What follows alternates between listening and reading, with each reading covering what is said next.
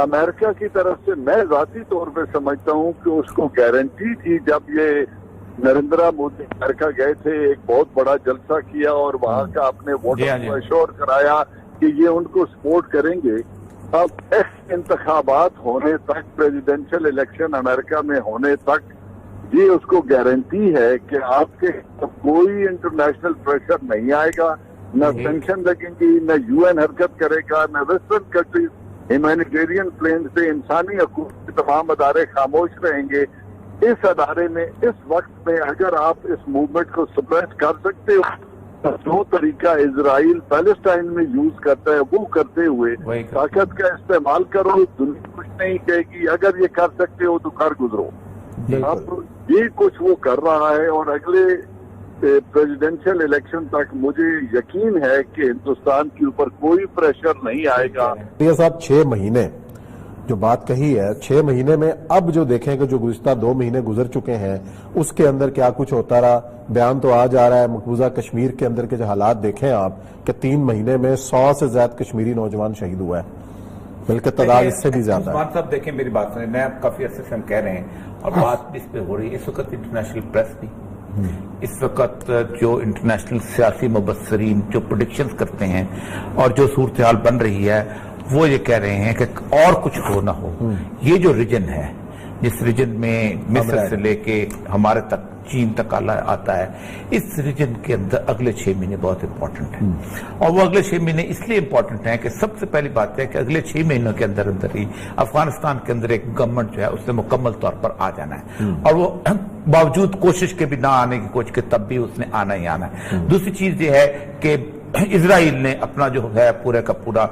जोर उसमें लगा कुछ ना कुछ कर देना। ये भी कह रहे हैं कि 6 महीने के बाद की सूरत हाल अगर हमने काबू ना किया तो फिर पता नहीं क्या होगा। एक तो उन्होंने अंदरूनी बात की होगी, लेकिन इंटरनेशनली हमारे गिर्द जो हालात का घेरा तंग हो रहा है, या पूरी दुनिया इस वक्त कोरोना से लड़ रही है, लेकिन इसराइल जो है अपने अज़ाइम पूरे कर रहा है, भारत अपने अज़ाइम पूरे करने के चक्कर में है, या आखिर होने क्या वाला है, क्या हो रहा है, इसका हल क्या है?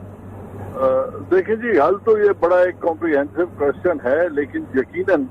इस वक्त एक खत्ते में बड़ी इंटरेस्टिंग सूरत हाल डेवलप हुई है, पर्टिकुलरली 70 और 35A के रिवोक होने के बाद। मेरी आवाज ठीक आ रही है आपको? जी जी बिल्कुल ठीक आ रही है। इसके रिवोक करने के बाद जो कश्मीर में सिचुएशन पैदा हुई है, इसमें एक अपॉर्चुनिटी है अगर हम अवेल कर सकें,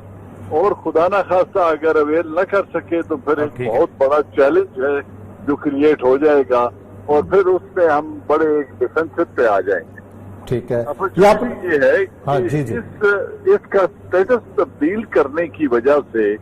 बाय डिफॉल्ट हिंदुस्तान जो करना नहीं चाहता था लेकिन बिल्ट इन था इस रिवोक करने में, वो है कि जो बॉर्डर है हिंदुस्तान और चाइना का, वो चैलेंज हो गया है। ठीक है, और लद्दाख को यूनियन टेरिटरी में शामिल करने से जो हिंदुस्तान का पुराना क्लेम था पूरे लद्दाख पे और एक्साइचन पे, वो दोबारा से बहाल हो गया, जिसकी वजह से चाइना की वल्नरेबिलिटी भी बढ़ गई है, और चाइना को ये खतरा लाहक हुआ है कि अगर ये ऐसा है और इसके पीछे अमेरिका जैसी कुव्वत है तो फिर हालात मजीद खराब हो सकते हैं, जिसकी वजह से हमने देखा कि गलवान में और दौलत बेग ओल्डी में जो डेवलपमेंट हो रही थी, स्ट्रेटेजिकली चाइना और पाकिस्तान बड़े क्लोज आ गए हैं, क्योंकि चाइना ने पहली दफा वर्बली इस चीज को अनाउंस कर दिया है कि हम अपना रोड एंड बेल्ट इनिशिएटिव और सी पैक में अपने मफाद का दिफा करेंगे जी। अब इनका दिफा मफाद पाकिस्तान के साथ बिल्ट इन है, इंफ्रास्ट्रक्चर में इन्वेस्टमेंट है, इनकी मैन पावर यहाँ काम कर रही है, और बड़ी मैसिव पोरिंग ऑफ रिसोर्सेज है जो पूरे शारा रेशम पे और गवादर तक है जी। एक तो ये है कि स्ट्रेटेजिकली दोनों मुल्क क्लोज हो गए हैं, और अगर दौलत बेग ओल्डी को और गलवान को ऑक्यूपाई कर लेता है चाइना, तो फिर सियाचिन में क्याम नामुमकिन हो जाएगा हिंदुस्तान के लिए, जो वो 34 बरस से यहाँ 36 बरस से यहाँ बैठा है। अच्छा जनरल साहब, बात तो आपकी बिल्कुल बजा है, लेकिन अमेरिका का क्या करेंगे? अगर अमेरिका थपथपा रहा है उसकी पुष्ट भारत की, उसका मुकाबला कैसे होगा? اچھا لیکن یہ مجھے بتائیے گا کہ سائملٹینیس اٹیک بھی ہو سکتا ہے کسی طور پر ان کانفلکٹ میں رہے، کیونکہ ظاہر بات ہے وہ جو انہوں نے گزشتہ 20-25 سال سے انڈین قوم کو جو خمار چڑھایا ہوا ہے نا، کہ پتہ نہیں کیا چیز ہے، تو پاکستان پہ اس کے سامنے مودی اور جو بھارتیہ جنتا پارٹی اپنا امیج بحال کرنے کے لیے پاکستان پہ اٹیک کا سمجھتے ہیں کہ کوئی ایک ہوگا کسی قسم کی صورتحال جو ہے نیریٹو بیچنے کے لیے کہ پاکستان انٹرفیئرنس کر رہا ہے، وہ لمیٹڈ ایکشن کر سکتا ہے پاکستان کے خلاف؟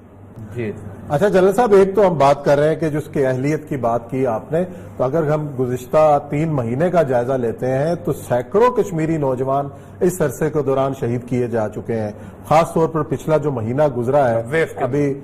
3 دن پہلے ایک پی ایچ ڈی اسکالر نوجوان جو شہید ہوئے ہیں، تو وہ تو جس طریقے سے اپنے عزائم کو پورا کرتا چلا جا رہا ہے اور اس کو کوئی واضح قسم کی آگے اس کو نہیں مل رہا، تو اس کا پھر ہم کیا کہہ سکتے ہیں کہ یہ تو بھارت اپنے تمام... ایک اور میرا سوال ساتھ سے بھی لگا دیا کہ انٹرنیشنل فورم پہ ہم وہ وائس نہیں بن سکے، کہ ہم نے چھوٹی سی وزرائے خارجہ کی کانفرنس کروا کے خاموش ہو گئے. یہ ہماری پولیٹیکل لیڈرشپ، ظاہر بات ہے اس کا جواب تو پولیٹیکل لیول پہ بہت زیادہ ہونا چاہیے تھا، کیونکہ ملیٹریلی تو ظاہر بات ہے پھر کانفلکٹ میں چلے جائیں گے. یقیناً ہونا چاہیے تھا، لیکن جو امریکہ پہ اس نے یہ سب کچھ کیا ہے،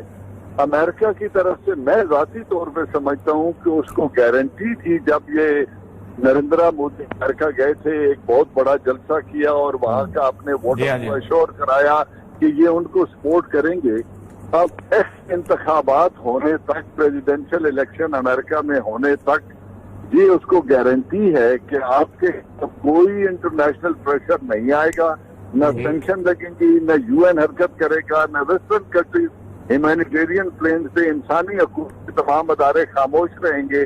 اس ادارے میں اس وقت میں اگر آپ اس موومنٹ کو سپریس کر سکتے ہو، جو طریقہ اسرائیل پیلسٹائن میں یوز کرتا ہے وہ کرتے ہوئے طاقت کا استعمال کرو، دنیا کچھ نہیں کہے گی. اگر یہ کر سکتے ہو تو کر گزرو. اب یہ کچھ وہ کر رہا ہے، اور اگلے پریزیڈینشل الیکشن تک مجھے یقین ہے کہ ہندوستان کے اوپر کوئی پریشر نہیں آئے گا.